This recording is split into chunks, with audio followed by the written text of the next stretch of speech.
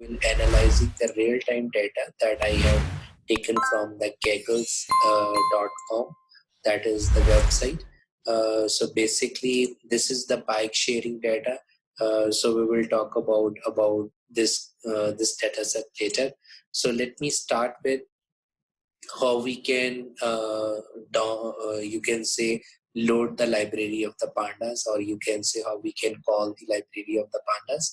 So there is a two methods because we want to use this library of the Python. So we will write down either import pandas, or either you can use the second type of the library, second way of calling the library, that is from pandas import static. So either way is the correct way. So the next thing is, if I want to check what kind of panda version I am using, so we can use pandas, right? That is the library, or you can say that is the package, dot 2 times underscore. So 2 times underscore, then we will write on version, and again 2 times underscore. So once we write down this one and then run it, we will get the pandas library. The pandas version, we will get it. So that is right now I am using 1.0.1. So that is the library, and then after clicking it, we can see the version of that one. So the first thing what we are going to see is how I can load the dataset. So the dataset I have available over here, that is in my G drive. So let me show you over here. So this is my dataset.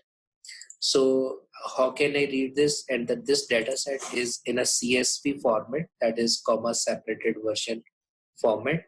Okay, so how we can read it, that is, first of all, I have to write down the pandas, that is the name of the library, dot read underscore CSV. So that is because we can read the multiple type of the data files, CSV or text file, and there are multiple type of the files we can read it. So right now my data set is in a CSV format, that's why dot CSV.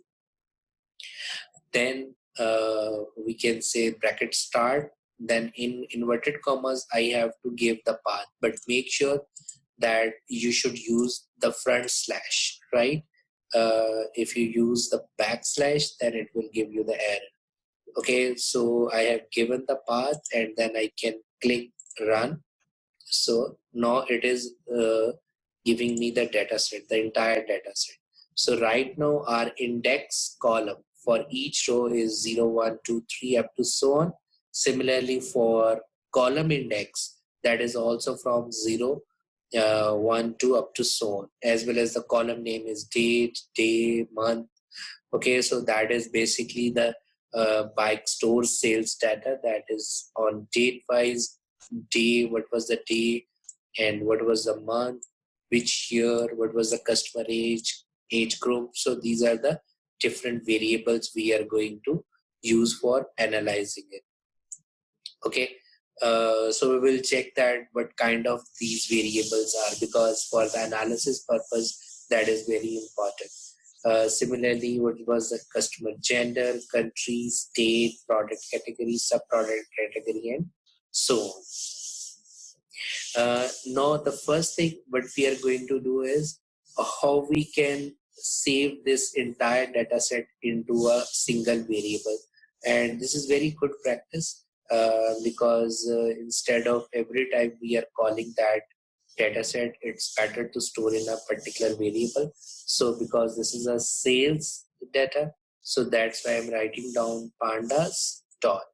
Okay, so you can also do that dot. If you write down, press the tab button, you will get a list of functions that are available. So right now, what function we are using? We are using read the underscore CSV. As you can see that we can also read Excel format file, and there are multiple type of format, JSON format, HTML, and many more, right? So because our data set is in a CSV, that's why I have written down read underscore CSV, and then again, so we are basically what we are doing over here, we are storing the data in a sales variable, right? So right now, if I write down again, insert, if I write down over here is sales, I can run it, I can see the data set. So there is a two-way to run the command. Either you can click over here, run, or either you can use your keyboard shift, press shift while holding the shift key, press enter. So you can run the command. Okay, the next thing is the good practice is while using any particular library, we should import that particular library with respect to its alias. So right now, instead of using again pandas, so we are using import pandas as PD. So based on as PD, so that means whenever I want to use any pandas function or a attribute, I can, instead of using pandas, I can use PD. So we can run it, and then again, as you can see that instead of writing pandas, I'm using PD dot read dot CSV and then giving the path and storing into a particular variable that is sales. Okay, so now the entire data set is stored in a variable that is called as sales. So there is a very useful command in order to, instead of you can say checking the entire data set, it's a good practice to see the first 5 rows of the data set. Similarly, you can see the last 5 rows. So in order to check the first 5 rows, so we can use sales, that is the variable in which we have stored the data, dot, right, and then head, and then so we have used the brackets, that is indicating head is a function, and by default it will give us the first 5 rows. So once we run it, so it will give us the first 5 rows of the data set, right? So if you want to see more than 5 or less than 5, so you can write down the exact number over here, right? Let's say I'm writing 10. So now I can see the first 10 rows of my data set. So again, if I wrote nothing, so you can see the first 5 rows of the data set. Similarly, if you use instead of head tail, so it will show you last 5 rows of your data set. So again, and like in a head, we have used instead of 5, you want to check the last 10 rows or the 15 rows, so you can write down that particular number and then you can see the data set. So in order to check the data set values. Okay, so now we are going to talk about the pandas libraries functions as well as the attributes. So what's the difference between the function and the attribute? Usually function will take some input, right? And it is written in the small brackets, right? So that is indicating if anything is written with this small brackets, that is a function. If we don't use the small brackets, then in pandas that would be called as attribute. Like shape is not a function, shape is an attribute. So if you write the shape and then brackets, so it will give us the error because it will tell us that this is an attribute, not a function. So let me discuss that. First of all, we will see what kind of this variable is. Like we have stored the data set, the entire data set in which variable, that is a sales. So I want to see that what kind of data object this is, like what kind of this variable is. So if I can use type bracket, then name of the variable in which we have stored the data. If I run this one, so the answer I am getting is pandas core frame data frame. So this is basically the from the pandas library, because we are using the pandas library. This is the type of object is a data frame. And what is a data frame? So basically uh, any table, or you can say whenever you are collecting the data, so you are basically collecting data with respect to different types of variables. Some variables are quantitative, some variables are qualitative. So overall, that overall data set is called as a data frame. So that's why they have given us as a data frame. So sales is basically the type of a data frame. And now I want to check how many rows in this data set and how many columns in that data set. So we can use the called attribute of the pandas, that is shape.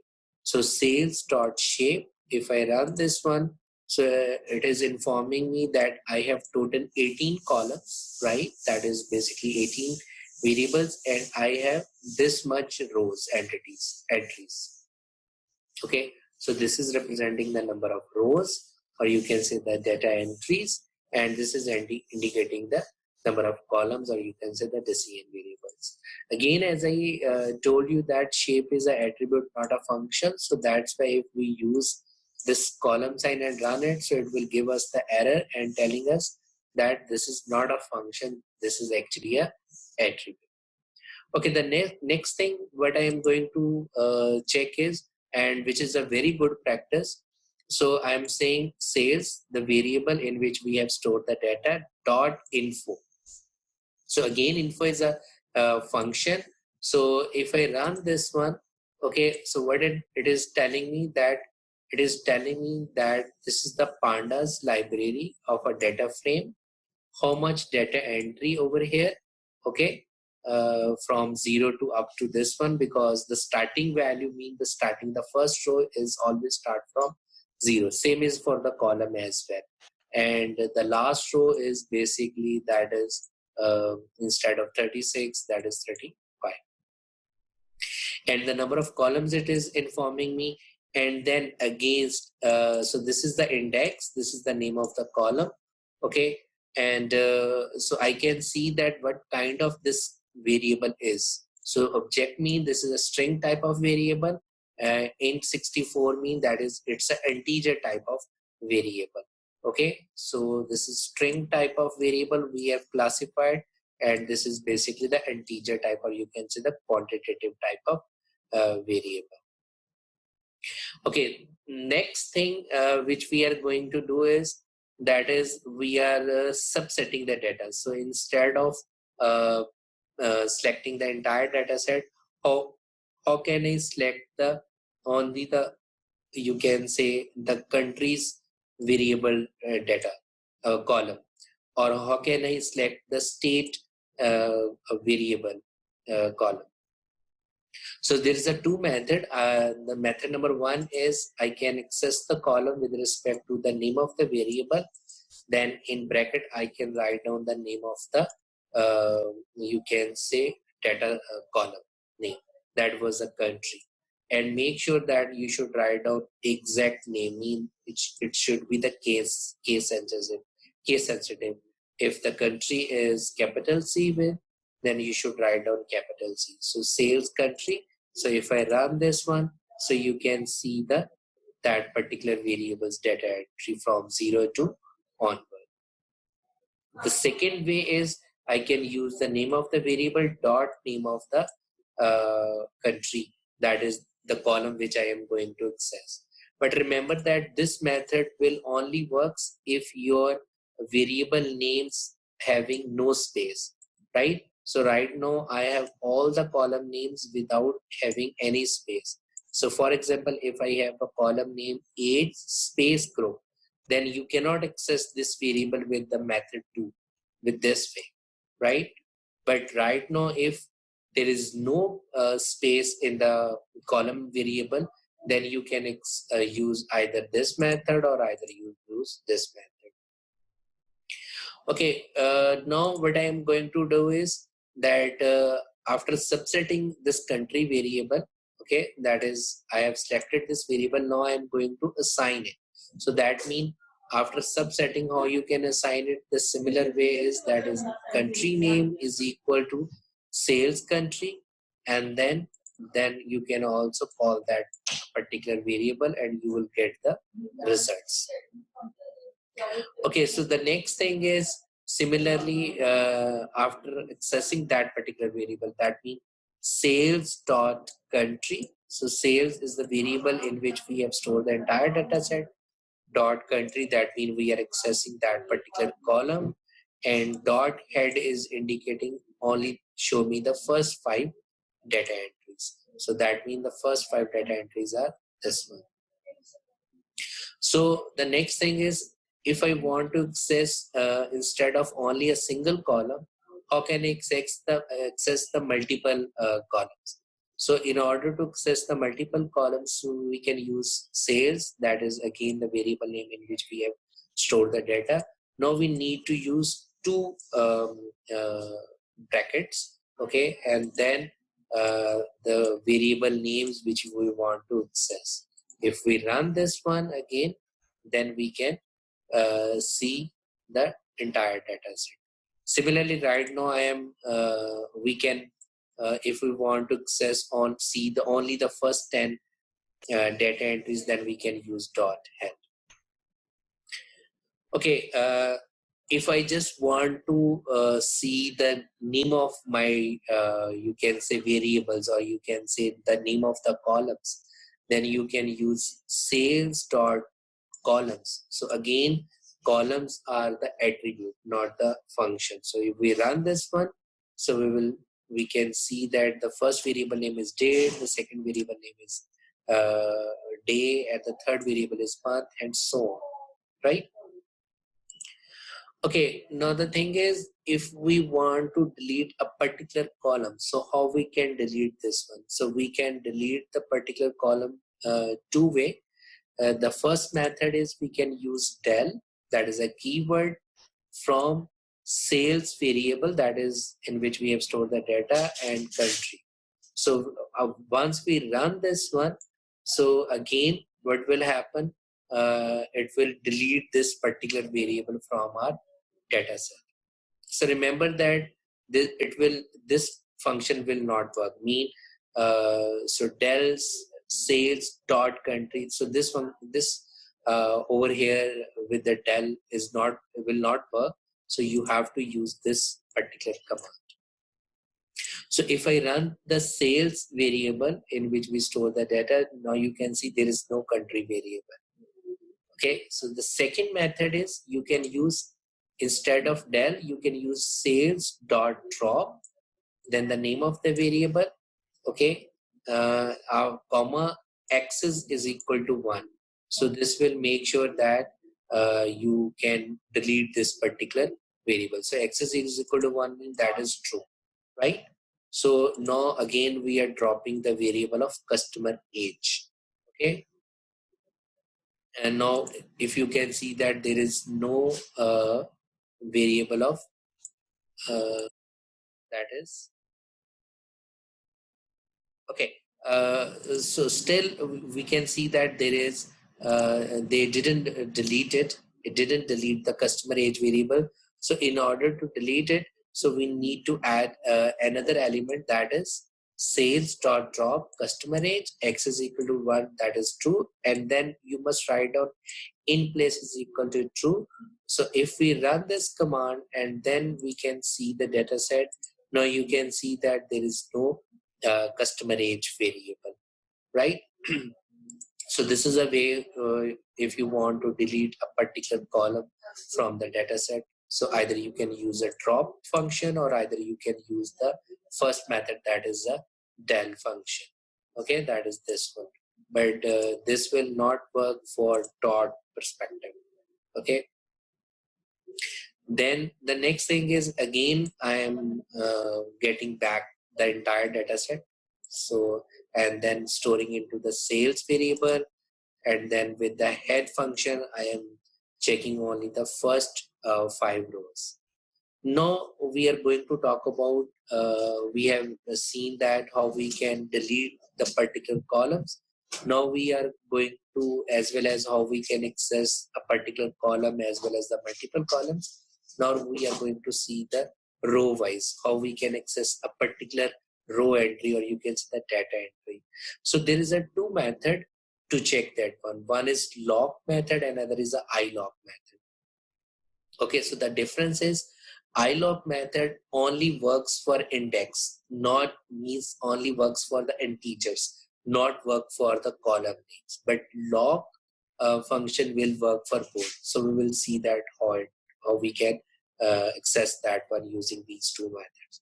So first log method, if I want to see that what kind of data entry in the first particular row. So we can use sales, again the name of the variable in which we have stored the data, dot log, and this 0 is basically the index that is indicating the position. Okay, so 0 is basically indicating the position of the first data entry, that is a first row.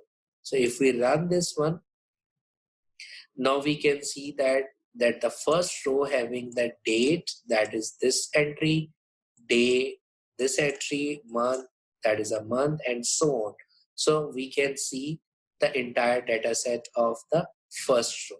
So if I want to access the 100th row, as the first row is started from the 0 index, so in order to check the 100th row, so we should write down 99. So this is the data entry in the on the, you can say, 100th row. Similarly, there is a two way to access the last row. Either we should write down the name of number of, or you can say the index of the last row, or either we can use -1 because it will start using the backward numbering. So the last row would be the -1 and the second last row is -2. But this type of thing will not work in the log, but it will work in ilog. So if you want to access the last row, so I can use ilog. Then if I run this one, now I can see the last row, and that is this one. But if we use this one with log, it will give us the error, because in log function, or you can say log method, this will not work. Again, we can access the first row with ilog, with 0, 100th row with ilog, and as I have shown you, if you want to access the last row with ilog, either you can write down exact index number of the last row, which was that was, you can say, this particular number, or either you can use -1. So similarly, if we want to access the multiple rows, so how you can access the multiple rows? So I am using sales.ilog, then two brackets, so -1, that means the last row, and the from downward, the third row, okay, from downside. So that is, we can see the 2 rows data set, right? So again, I am checking the last 5 rows data set. Okay, so now we are going to check how we can access a particular row or a column data. For example, I want to see the first row data entry, the 100th row data entry, and 1000th row data entry. And I want to check what was written in the country variable and what was written against age group and product category. So you can use sales.log, then we are writing down the position of the rows, right?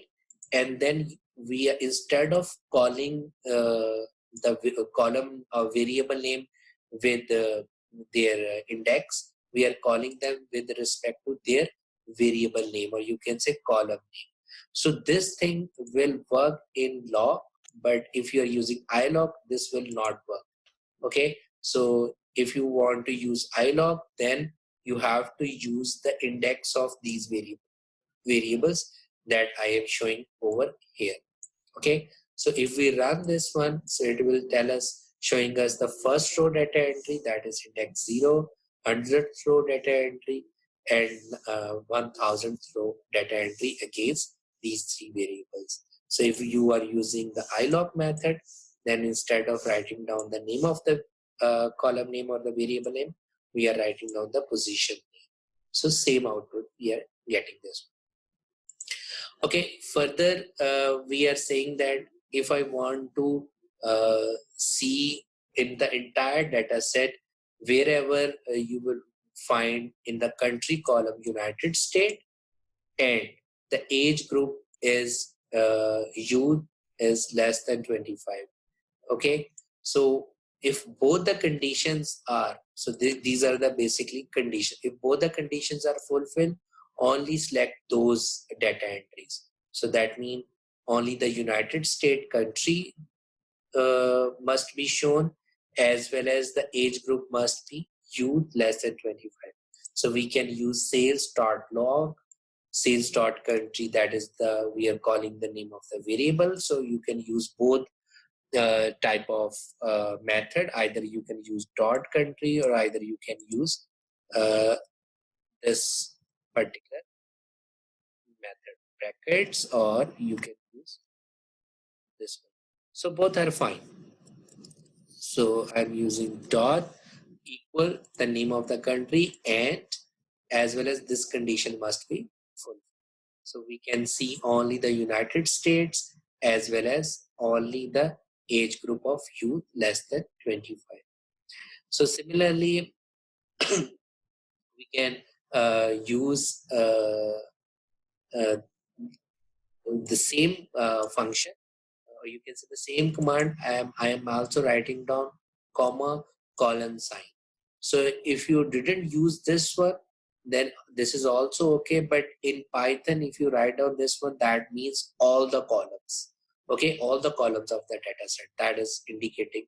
So in Python, that gives all the columns. So you can also access the particular columns, but this means all the columns. Okay.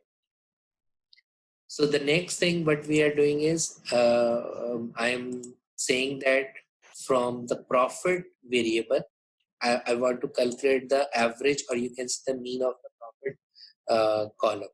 So this is my profit variable. So I want to calculate its average. So how can I do that? That I'm saying sales.profit.mean. Okay, so this is a function available in Pandas.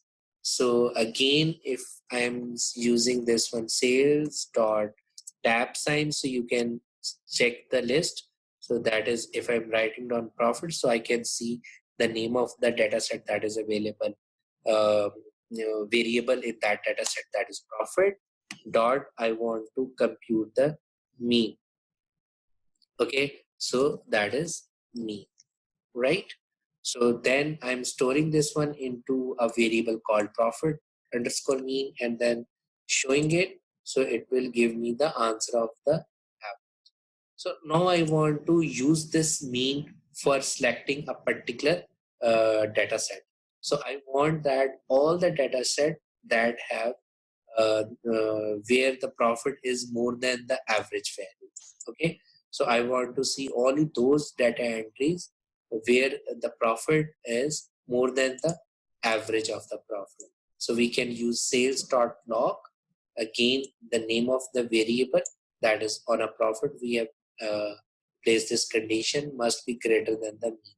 So all those entries we can see where the profit is more than the average value.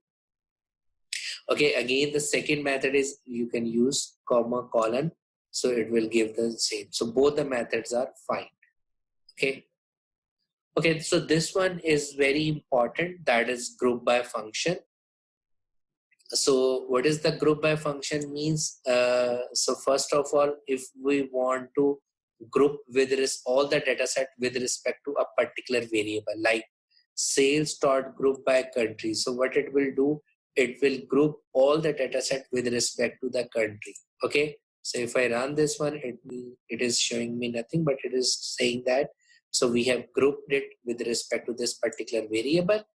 Now, if I want to see the counts, that mean how much data entry against Australia, how much data entry against Canada, how much data entry against France. So we can use sales.group by country count. So if we run this one, so we can see that against Australia, how many data entries are available, how much data entries available against Canada and France, and so on. So if I want to calculate the mean profit against each country, Okay, so that means, so earlier we have calculated the average of overall profit. Now I want to calculate the average profit against each country. So we can use the, again, GroupBy function, sales.group by country, profit.mean. So we are getting the average against every country. So similarly, we can calculate with respect to age group. So same, just I am using the variable age group. Okay, next, you can also use the group by with respect to month in order to compute out the average or the standard deviation or the median against multiple variable like profit, order quantity, or unit cost. Okay, so these are the different quantitative variable we have, as we have seen earlier. So you can see, compute the average of those ones. So either you can use mean, or either you can calculate the median, so whatever you want to calculate as average. So that is showing me the median of every of those two variables. So if you want to calculate the mean, so you can write on mean. Similarly, you can also calculate the standard deviation. So whatever the descriptive quantity you needed, so you can use it. So right now it is grouping with respect to month, and the average value they are showing is against the profit variable as well as the order quantity. Okay, now I am grouping with respect to the month as well as the age group. So it's look like the pivot table type which we use in Excel. So there is a pivot table command is also available in Pandas. So we will also see that one as well. So you can use either GroupBy or either pivot table. So both are fine. But I like more pivot tables command because we can use much more than GroupBy. But both are fine, both are okay. So almost they are providing, or you can say use with the same perspective or same kind of information we can get almost.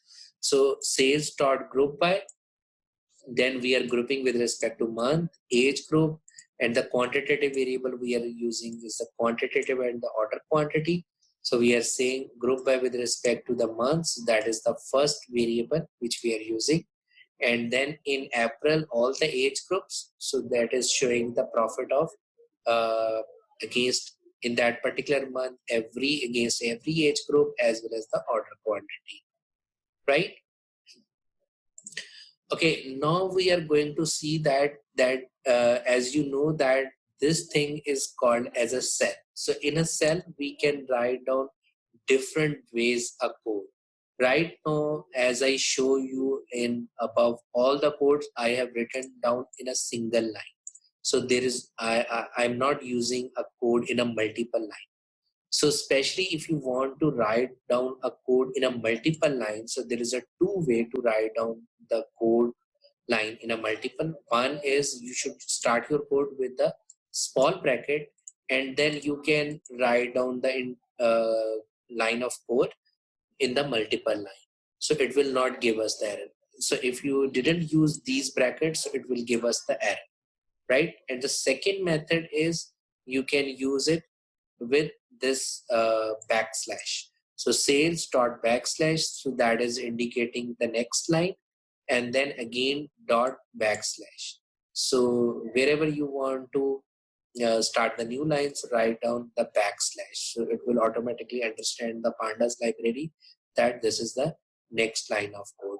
So this is the same line of code which we have run over here, right? This one. So but over here we wrote it in a single line, but there is a two way to write in that multiple lines. Either you can start your code with the small brackets, or either you can start with use backslash lines, right? Okay, so the next thing is, let's say I want to see the unique entities, or you can unique entries in the product categories. So what are the unique product categories are available? Okay, so that is what is a product means, what are the sub categories in the particular product categories are the unique. one. So that means there is no repetition. So we are using sales dot group by product category, and then subcategory dot and unique. So that is mean number unique.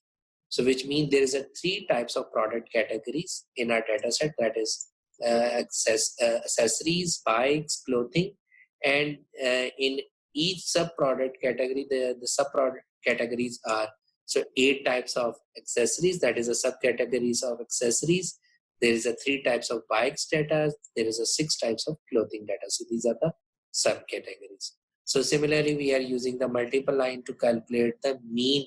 So first of all, we are grouping with respect to month and age group, and then we are calculating the average value against the variable profit as well as the order quantity using multiple line method. Okay. The next thing what we are doing is, if you want to store the particular average value. So as you can see that what I am doing, I am calculating the average against a product category of the variable profit. So I'm storing into a PC underscore. So we can store this average value again in a PC value. So I hope you understand